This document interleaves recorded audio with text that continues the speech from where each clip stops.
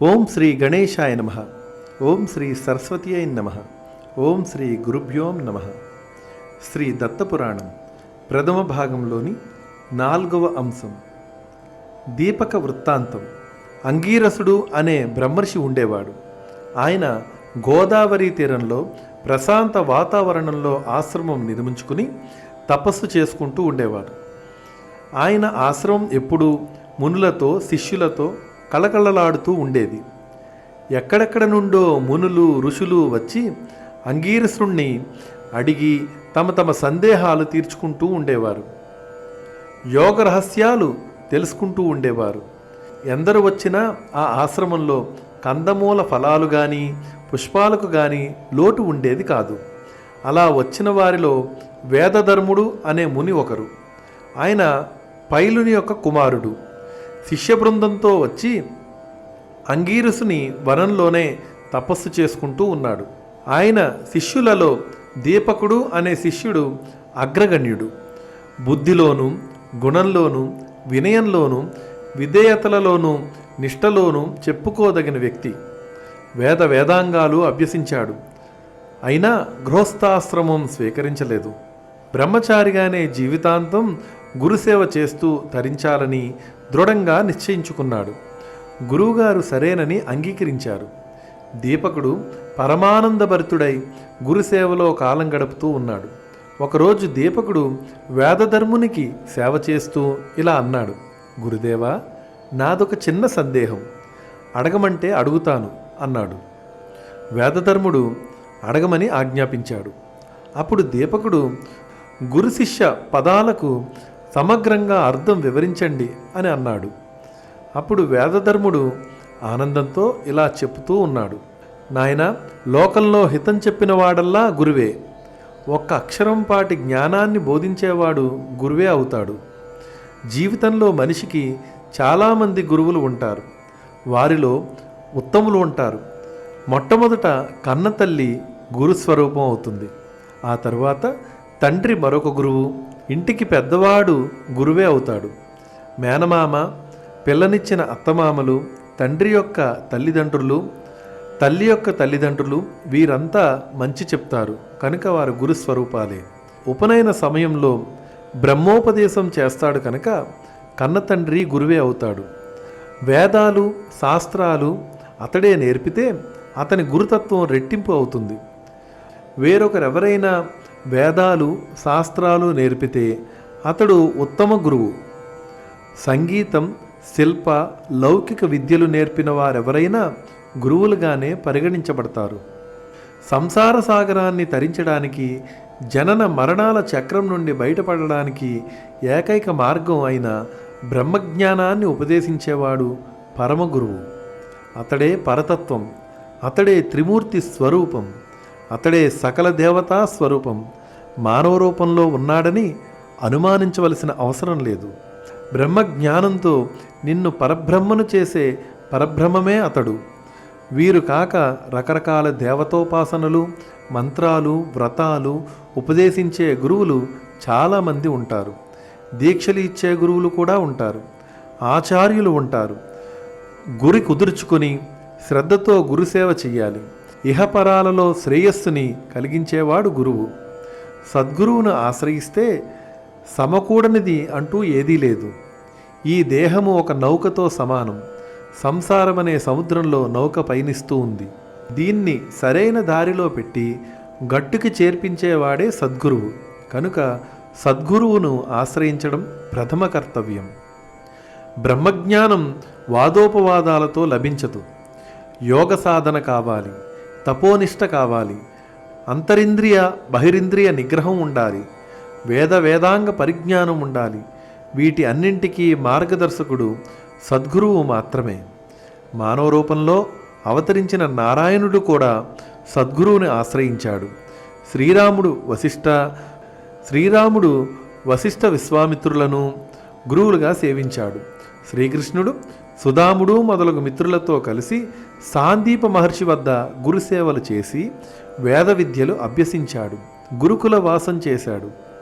సహాధ్యాయులతో కలిసి తాను అడవికి వెళ్ళి గురువుకు కావలసిన సమిదలు, పండ్లు, మొదలగునవి సేకరించి తెచ్చాడు. ఆ సమయంలో కష్టాలు అనుభవించాడు. గురువుల అనుగ్రహాన్ని పొందారు.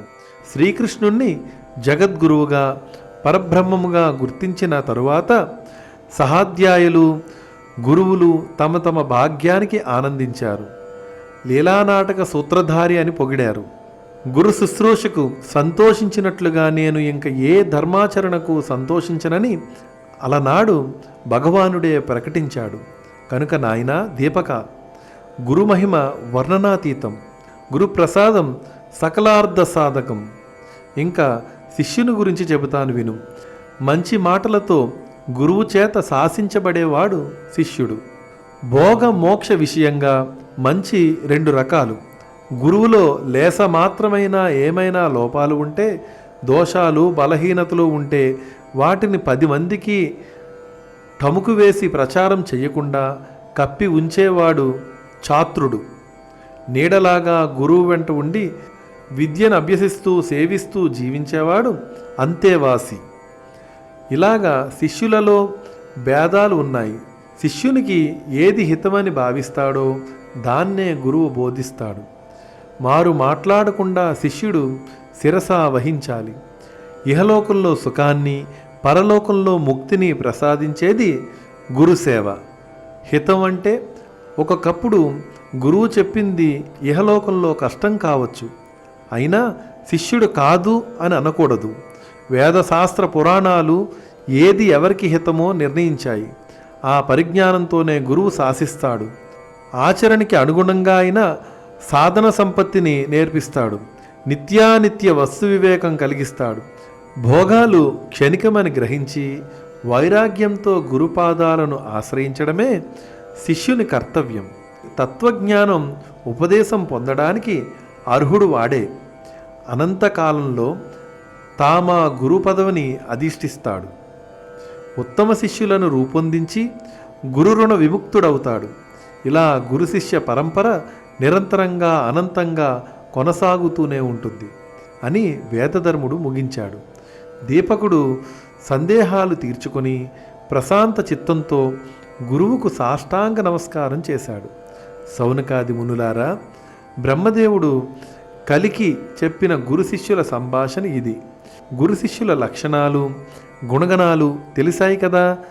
గురువంటే త్రిమూర్తి స్వరూపుడని, గురుభక్తి గురుసేవయే భుక్తి ముక్తిదాయకం అని పురాణములు బోధిస్తూ ఉన్నాయి. అటువంటి గురు దత్తాత్రేయుడి చరిత్రను వినాలని అనుకోవడం మీ పూర్వ పుణ్య విశేషం. చెబుతాను వినండి అని సూత మహర్షి అన్నాడు. అప్పుడు మునులంతా ఇలా అన్నారు: మహర్షి, గురు శిష్యుల లక్షణాలు అద్భుతంగా చెప్పావు. ధన్యవాదములు. దత్త చరిత్ర వినాలనే కుతూహలం మమ్మల్ని తొందరపెడుతూ ఉంది. కానీ దీపక వేదధర్ముల సంభాషణ మధ్యలోనే ఆగిపోయింది. దీపకుడు తన దీక్షను నెరవేర్చుకున్నాడా? జీవితాంతం బ్రహ్మచారిగానే ఉండి గురుసేవలో తరించాడా లేదా? కష్టాలు ఏమైనా ఎదురయ్యాయా? చివరికి అతనికి దక్కిన గురుఫలం ఏమిటి? గురువు ఎలా అనుగ్రహించాడు?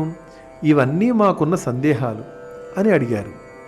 అప్పుడు సూత మహర్షి వారి వంక చిరునవ్వుతో చూస్తూ ఇలా పలికాడు: గురు శుశ్రూష తప్ప వేరొక ధ్యాస లేని దీపకుణ్ణి ఒకరోజు వేదధర్ముడు దగ్గరికి పిలిచి, నాయనా, నీ సేవలకు ఆనందంగా ఉంది. నాకున్న శిష్యులందరిలో అగ్రగణ్యుడవు నీవే. నాకొక అవసరం ఉంది. ముందు విను, తర్వాత సమాధానం చెబుతూ గాని తొందర లేదు అని. దీపక, నేను అనుభవించవలసిన కొన్ని కర్మలు ఇంకా మిగిలిపోయాయి. అవి పూర్వజన్మ సంచితములు. తపస్సులతో కొంతవరకు నశింపచేసుకున్నాను. ఇంకా కొన్ని మిగిలి ఉన్నాయి. అవి తప్పనిసరిగా అనుభవించి వశింపచేసుకోవడమే ఉత్తమ మార్గం. అందుకని కాశీకి వెళదామని అనుకుంటూ ఉన్నాను. ఆ పుణ్యక్షేత్రంలో అయితే మహామహా పాతకములను కూడా స్వల్ప ప్రాయశ్చిత్తములతో నశింపచేసుకోవచ్చు. పుణ్యఫలాలు మాదిరిగానే పాపఫలాలు ఎక్కడికి పోవు. కర్త అనుభవించి తీరవలసిందే. దేవతలకైనా ఇది తప్పదు. కనుక నేను ఈ నిర్ణయం తీసుకున్నాను. కాశీలో నేను పాప ఫలాలు అనుభవిస్తున్న వేళ విసుక్కోకుండా కసురుకోకుండా సేవలు చేసే శిష్యుడు కావాలి. నా మనస్సుకి నీవు కనిపించావు. నేను నిర్ణయిస్తే నీవు కాదనవని తెలుసు. కానీ ఇది 1-2 రోజులు కాదు. దృఢదీక్ష వహించాలి. అంకిత భావం ఉండాలి. అన్య చింతలు దగ్గరికి రానివ్వని నిగ్రహం ఉండాలి. అదీగాక నీవు ఇప్పుడు గృహస్థాశ్రమానికి యోగ్యమైన వయసులో ఉన్నావు. విద్యలన్నీ పూర్తి చేసుకున్నావు. నీ మనస్సు ఏమంటుందో తొందరలేదు. ఆలోచించుకొని చెప్పు అన్నారు. అప్పుడు దీపకుడు, గురుదేవా, మీరింతలా చెప్పాలా? నేను మీ సేవకే అంకితమైనాను. మీ సేవలో జీవించడమే నా ధ్యేయం, నా దీక్ష. మనస్సులో కూడా నన్ను శంకించకండి. కాశీలో ఉండి మీ సేవ చేసుకునే భాగ్యం నాకు ప్రసాదించండి అని అన్నాడు. వేదధర్ముడు, నాయనా దీపక, నువ్వు ఇలా అంటావని నాకు తెలుసు. కనుకనే నేను నిన్ను అడిగాను. కానీ కాశీలో పాప ఫలాన్ని అనుసరించి కుష్ఠరోగ పీడితుణ్ణి కాబోతూ ఉన్నాను. కుంటితనము, గ్రుడ్డితనము ఇవన్నీ వస్తాయి. ఇవన్నీ 21 సంవత్సరముల పాటు అనుభవించవలసి ఉంటుంది. ఇవన్నీ పూర్వజన్మ సంచితాలు. ఇన్ని సంవత్సరములు సేవ చెయ్యాలి అన్నాడు. అప్పుడు దీపకుడు, గురుత్తమా, తప్పకుండా చేస్తాను. కానీ నాదొక సందేహం. ఆ పాపాన్ని మీరే అనుభవించాలా?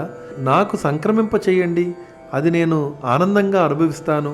మీరు నిరాటంకంగా తపస్సు చేసుకోవచ్చు కదా అని అన్నాడు. అప్పుడు వేదధర్ముడు, నాయనా దీపక, ఎవరి పాపాలు వారు అనుభవించవలసినదే. పాప ఫలాలు కర్తలకే చెందుతాయి తప్ప శిష్యునికో, పుత్రునికో లేదా ఇంకొకరికో పులుముదామని అనుకుంటే అంటుకోవు.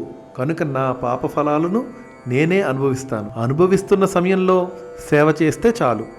కుష్ఠరోగికి సేవలు చేయడం అంటే అది అనుభవించడం కన్నా కష్టం. దానికి నువ్వు అంగీకరించావు.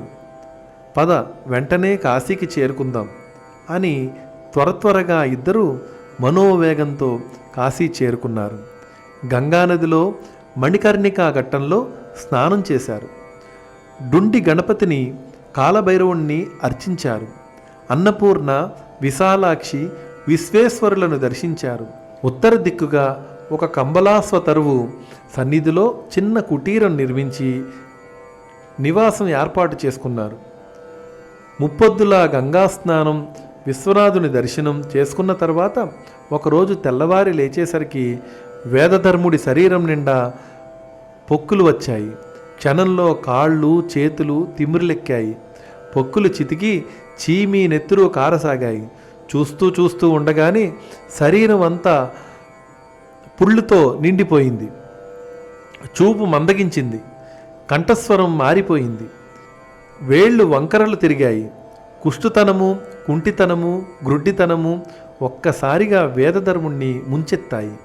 క్రమక్రమంగా రోగం బాగా ముదిరిపోయింది. నిలబడలేకపోతున్నాడు, కూర్చోలేకపోతున్నాడు, పడుకోలేకపోతున్నాడు. అసలు కదలలేని స్థితి వచ్చింది. అన్నీ మంచంలోనే. భరించలేని దుర్వాసన, దీనికి తోడు కాశీలోని ఈగలన్నీ అతన్నే చుట్టుముట్టాయి. రోగబాధతో వికృతంగా మారిపోయాడు. మెడలు వాల్చి ముఖం ఏటవాలుగా త్రిప్పి కనిపించని కన్నులతో దీపకా దీపకా అని అరుస్తూ ఉన్నాడు. దీపకుడు మాత్రం నిమిషం ఏమారకుండా సకల సేవలు చేస్తూ ఉన్నాడు. పసిబిడ్డను కన్నతల్లి చూసినట్లు దీపకుడు వేదధర్ముణ్ణి తల్లిలా చూస్తూ ఉన్నాడు. ఎంత దుర్గంధం అయినా ముఖం త్రిప్పుకోకుండా భరిస్తూ గురువుగారు ఉన్న ప్రదేశాన్ని, ఆయన శరీరాన్ని శుభ్రం చేస్తూ ఈగలను తోలుతూ సేవ చేస్తూ ఉన్నాడు. గురువుగారికి కొద్దిగా కునుకు పట్టిన సమయంలో గబగబా 4 ఇళ్ళు తిరిగి యాచించి ఆహారం తెస్తూ ఉన్నాడు. ఆకలి ఎరిగి బ్రతిమాలి మరీ తినిపిస్తూ ఉన్నాడు. కుష్ఠరోగికి కోపం ఎక్కువ అన్నారు. వేదధర్ముడు నిష్కారణంగా దీపకుణ్ణి తిట్టిపోస్తూ ఉండేవాడు. ఈ పాటి చెయ్యలేని వాడివి ఎందుకొచ్చావని దెప్పి పొడుస్తూ ఉండేవాడు. ఒక రకంగా కాదు, నానా దుర్భాషలు ఆడుతూ ఉండేవాడు. మరుక్షణంలోనే మళ్ళీ సౌమ్యుడవుతూ ఉండేవాడు. నాయనా దీపక, తండ్రి దీపక అని బొజ్జగిస్తూ ఉండేవాడు. నిన్ను ఎన్నో విధాల బాధ పెడుతూ ఉన్నానురా అని విలసిస్తూ ఉండేవారు. మళ్ళీ అంతలోనే అనరాని మాటలతో తిట్టుపోస్తూ ఉండేవాడు. దీపకుడు మాత్రం అన్నింటికీ ఓర్చుకుని చెరగని చిరునవ్వుతో నిగ్రహంతో సేవ చేస్తూ ఉన్నాడు. గురువులోనే విశ్వనాథుణ్ణి, కాశీలోని దేవతలందరినీ దర్శిస్తూ ఉండేవాడు. తగినంత ఆహారం దొరికింది గురువుకి సరిపోక పస్తులుంటూ ఉండేవాడు. ఆ విధంగానే గురువుని సేవించుకుంటూ ఉన్నాడు.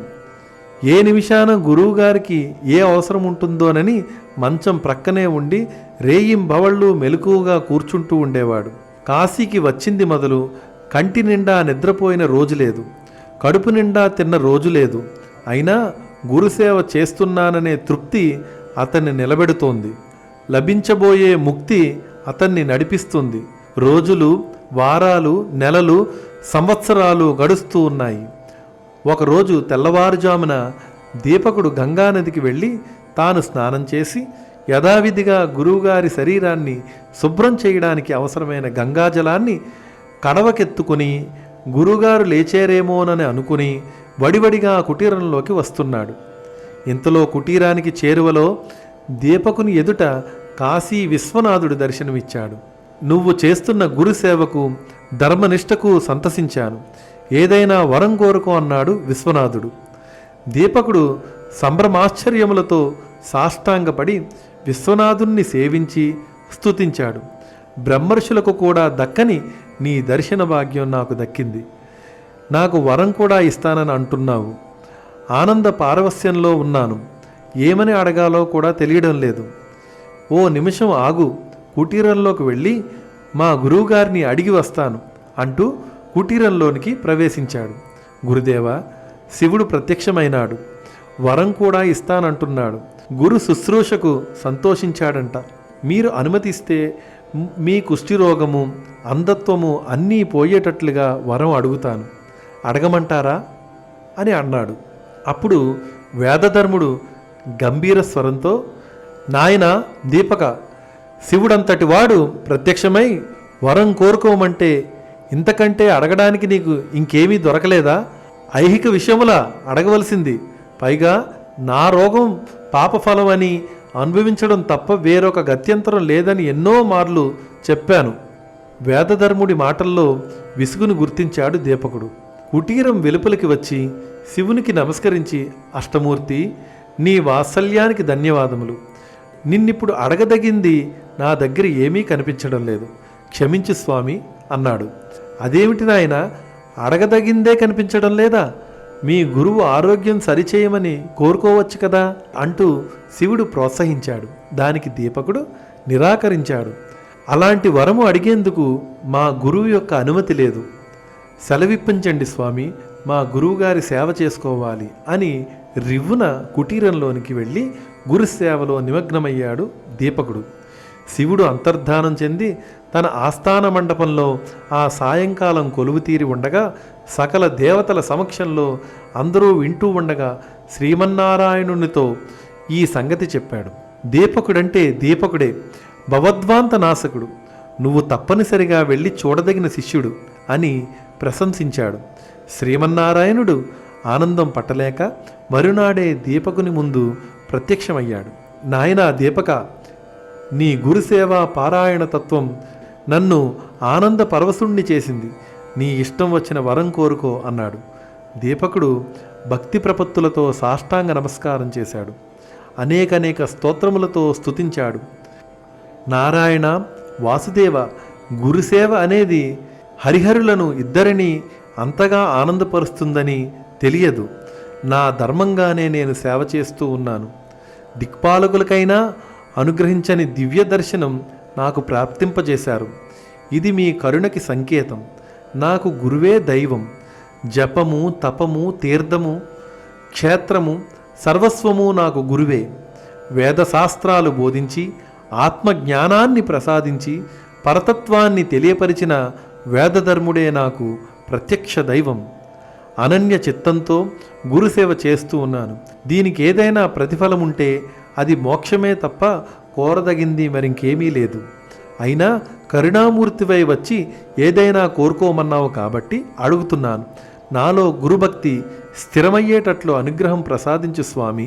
నాకు తెలియని గురుమహిమ ఏదైనా ఉంటే తెలియచేయండి, ఇదే నేను మిమ్మల్ని కోరే వరం అని దీపకుడు అన్నాడు. శ్రీమన్నారాయణుడి కళ్ళల్లో ఆనంద బాష్పాలు తిరిగాయి. నాయనా, గురుస్వరూపమే బ్రహ్మపదాన్ని అందిస్తుంది. ఉదరపోషణకు అవసరమైన లౌకిక విద్యలు నేర్చినవాడు సాధారణ గురువు. ధర్మాధర్మ వివేకాన్ని కలిగించేవాడు అతని కంటే ఘనుడు. వేదశాస్త్రాలను బోధించేవాడు అతని కంటే ఘనుడు. వేదార్థ బోధకుడు అధికుడు. బ్రహ్మ విద్యోపదేష్ట అందరికన్నా గొప్పవాడు. అతడు నాకు అభిన్నుడే. అరిషడ్ వర్గాలలో చిక్కుకొని అల్లకల్లోలమవుతున్న శిష్యుణ్ణి మనస్సుకు పురాణేతి శాస్త్రాల ప్రబోధంతో ఊరడింపు కలిగించి ధర్మపదంలో నడిపించే గురువే ప్రత్యక్ష దైవం. అతన్ని మనోవాక్కాయ కర్మలతో సేవించడానికి మించిన పురుషార్థం లేదు. అది ఏ భుక్తి ముక్తిప్రదం. ఈ తత్వం నీవు తెలుసుకొని గురుసేవలో ఉన్నావు. అందువల్లనే నేను దర్శనమిచ్చాను. సద్గురువులను సేవించే సత్శిష్యులంటే మా త్రిమూర్తులకు చాలా ఇష్టం. నీకు సకల శుభాలు కలుగుగాక అని ఆశీర్వదించి నారాయణుడు అదృశ్యమయ్యాడు. కుటీరంలోని వేదధర్మునకు మెలకువ వచ్చింది. దీపకుణ్ణి పిలిచి, నాయనా దీపక, ఎవరూ వచ్చింది? ఎవరితో మాట్లాడుతున్నావు అని అడిగాడు. దీపకుడు వేదధర్మునికి నమస్కరించి పరమానందంతో జరిగిన వృత్తాంతం అంతా చెప్పాడు. వేదధర్ముడు ముఖంలో ఆనందము, కన్నుల్లో వాత్సల్యము తళుక్కున మెరిశాయి.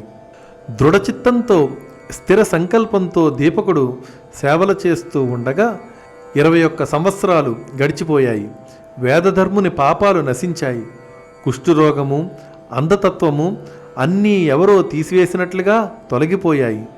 శరీరం మీద ఆనవాలుగా ఒక మచ్చ కూడా లేదు. బూడిద నుండి వెలువడిన అగ్ని కణంలా ప్రకాశిస్తూ ఉన్నాడు. దీపకుడు ఆనందంతో ఉక్కిరిబిక్కిరి అయ్యాడు.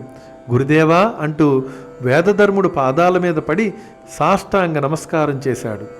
నాయనా దీపక, నీ సేవలు ఫలించాయి. పూర్వజన్మ పంచితాలైన నా పాపకర్మలు వదిలిపోయాయి. ఈ పుణ్యమంతా నీదే. నీ గురుభక్తి చరిత్రలో చిరస్థాయిగా నిలిచిపోతుంది. నవనిధులు నీకు పరిచారకులు అవుతాయి. అష్టసిద్ధులు సంప్రాప్తమవుతాయి. ఇక నుంచి గురు శుశ్రూష విషయంలో ముందు నిన్నే చెప్పుకుంటుంది లోకం. కాశీ విశ్వనాథుడి దయవలన ప్రారబ్ధ కర్మే కాదు, మొత్తం భవసాగరాన్నే దాటాము. కాశీకి వచ్చిన ఏ ప్రాణికోటినైనా తరింపచేస్తాడు విశ్వనాథుడు. ఈ భూగోళంలో కాశీని మించిన క్షేత్రం మరొకటి లేదు. విశ్వనాథుణ్ణి మించిన దైవం లేదు. ముక్తిని కోరుకునే వారందరికీ కాశీ వాసము కొంగు బంగారం అవుతుంది. మహాప్రళయంలో కూడా నశింపక నిలిచే ఏకైక అద్భుత క్షేత్రం కాశీ. యమ నియమాలతో అంతరేంద్రియ బహిరేంద్రియాలను బంధించి విశ్వనాథుని పాదాలను ఆశ్రయించిన వారు జీవన్ముక్తులవుతారు. కాశీలో నివసిస్తూ గంగానది, కాలభైరవుడు, డుండి విఘ్నేశ్వరుడు, దండపాణి, విశాలాక్షి, విశ్వనాథుడు ఈ 6గురిని సేవించేవారిని షడంగ యోగులు అంటారు. ఎక్కడెక్కడో నివసిస్తూ యమ, వియమ, ప్రాణాయమ, ఆసన, ప్రత్యాహార, ధ్యాన, ధారణ, సమాధులను అవలంబించే అష్టాంగ యోగుల కన్నా వీరు మహాపుణ్యాత్ములవుతారు. కాబట్టి దీపగా మనం కాశీలోనే ఉండిపోదాం. 21 సంవత్సరములు విసుగు విరామం లేకుండా నిద్రాహారాలకు దూరమై నాకు సేవలు చేశావు. నా అంతరంగము ఆనందమయమయ్యింది. సాక్షాత్తు విశ్వనాథుడు నారాయణుడు ప్రత్యక్షమై వరాలు కోరుకోమని అడిగినా నిశ్చలమైన గురుభక్తిని మాత్రమే కోరుకున్నావు. అలాంటి నీకు ఇవ్వదగింది చెప్పదగింది ఏమున్నది అని ఆనందంతో సంతోషంతో పలికాడు వేదధర్ముడు. దీపకుడు సాష్టాంగ నమస్కారం చేసి లేచి నిలబడి చేతులు జోడించి కన్నీరు కారుస్తూ, మహాతపస్వి బ్రహ్మ తేజస్వి అయిన మీ అనుగ్రహానికి పాత్రుడనయ్యాను. నాకు అన్నీ లభించినట్లే. అణిమాది సిద్ధులు, చతుర్విధ పురుషార్థాలు మీ సేవలోనే దొరికాయి. నాకు మీ పాదసేవ కన్నా ఇవి అన్నీ ఎక్కువ అనిపించడం లేదు. నిన్ను సేవించడం తప్ప ఇహపరాలలో నేను కోరదగింది ఏమీ లేదు. నా జ్ఞానేంద్రియాలు, కర్మేంద్రియాలు మరొక జోలికి పోవడం లేదు. ఇది సత్యం. అయినా ప్రసన్నుడివై ఉన్నావు కనుక చాలా కాలంగా నా మనస్సులో ఉండిపోయిన కోరిక ఒకటి ఉంది. ఇంతకు ముందు ఒకసారి అడిగితే తరువాత చూద్దాం అన్నారు. అప్పటి నుండి ఎదురు చూస్తూ ఉన్నాను. ఇప్పుడు అవకాశం ఇచ్చారు కనుక దత్తాత్రేయుడి చరిత్రను మీ ముఖతః వినాలని నా కోరిక. గురుదేవా, దత్తుడు ఎవరు? ఎవరి అవతారం? ఆయన రూపం, ఆయన చరిత్ర, ఆయన మహిమ, ఆయన్ను ఉపాసించవలసిన విధానము, ఉపాసించి తరించిన భక్తుల కథలు ఇవన్నీ తెలుసుకోవాలని ఉంది. ఆయన దయలేనిదే యోగసిద్ధులు కలగవని అంటారు. ఆయన వర్ణాశ్రమ ధర్మాలకి అతీతుడని అంటారు. అనసూయ అత్రి మహామునుల యొక్క బిడ్డడు అని అంటారు. త్రిమూర్తి స్వరూపుడు అంటారు. చిత్ర విచిత్రమైన లీలలు చేస్తారని అంటారు. జ్ఞానం యొక్క పరిపూర్ణ రూపమే ఆయనని కీర్తిస్తూ ఉంటారు. దయచేసి వీటిని వివరంగా తెలియచెప్తే అదే వరంగా ఆనందిస్తాను అని అన్నాడు దీపకుడు. 4వ అంశం.